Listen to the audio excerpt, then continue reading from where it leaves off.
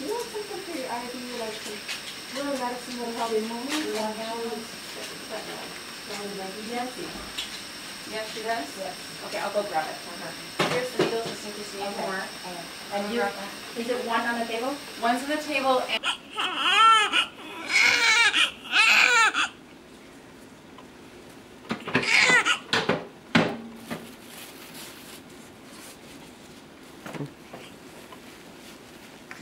Không thích tắm mà gái.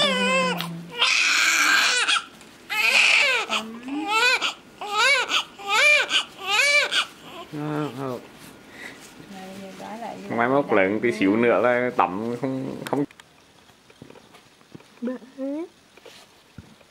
Bữa được mấy ngày hè, bữa được 10 ngày rồi hè. Bữa được 10 ngày rồi. Rất là quên.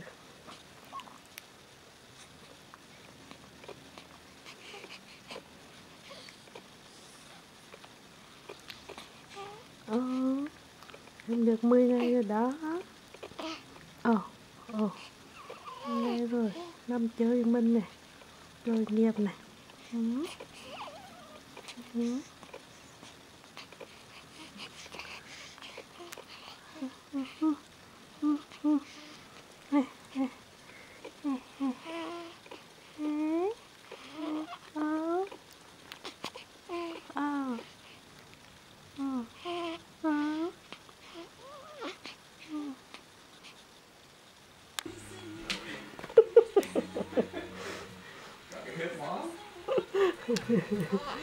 Trong góc á, trong góc trong cung hết.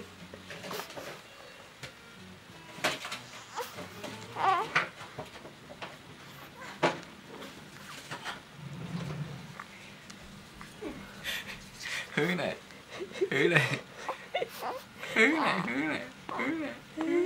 Trời em. Bông lên, cả mệt. Đập em khóc. Trời ơi.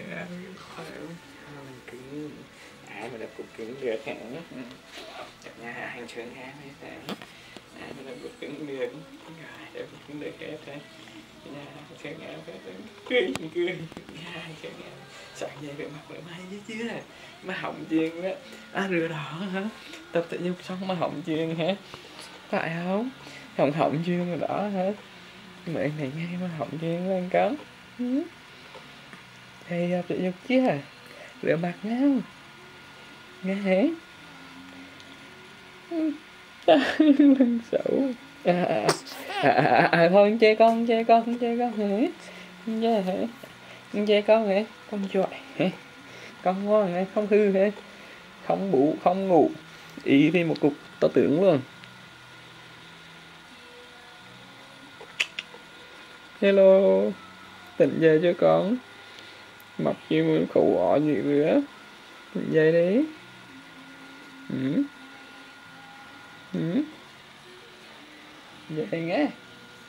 Dậy nghe.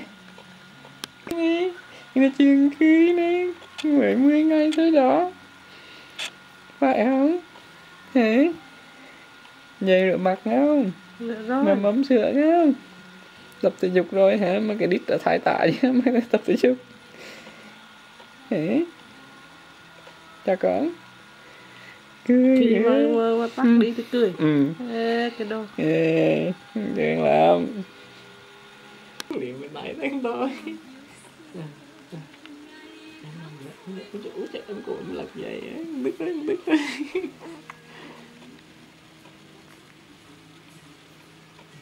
Cái tên là liệm. Liệm thương.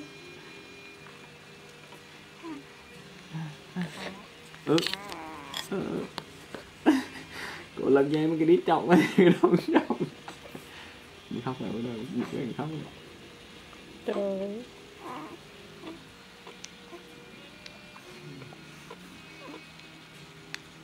Thế là ăn thì bữa ngon lắm chứ.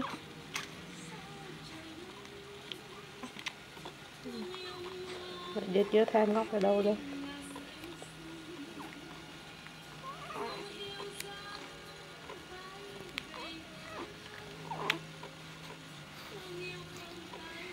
thầy đó. Năm chín cho mà làm đó. Thịt trong cả thì được. Đừng có cái người em là em kêu lắm, tận đi là em người đâu là em không kêu, hiểu không? Mày có hiểu không? Người đâu là em ok. Rồi đi vô bắt được cái này, mình có dựng về nước với đây. Ngáp kêu vô không.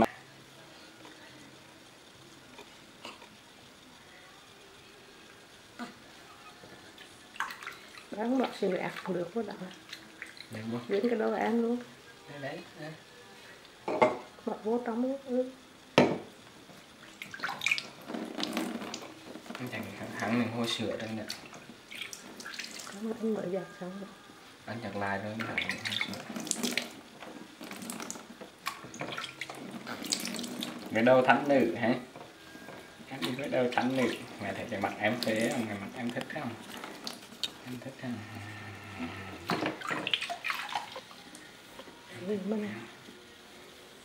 Cái mặt em kể em khóc rồi, cái cổ người ra tẩm người ra em khóc ấm rồi. Cái đó thánh định sẽ nghe. Cao chẳng đại ấy, chẳng vô ngủ ấy, chó ấy. Tóc dài thôi.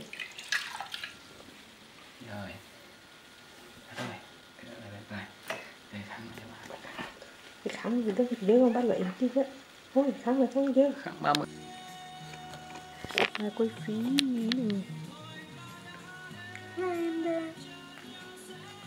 Hai bức.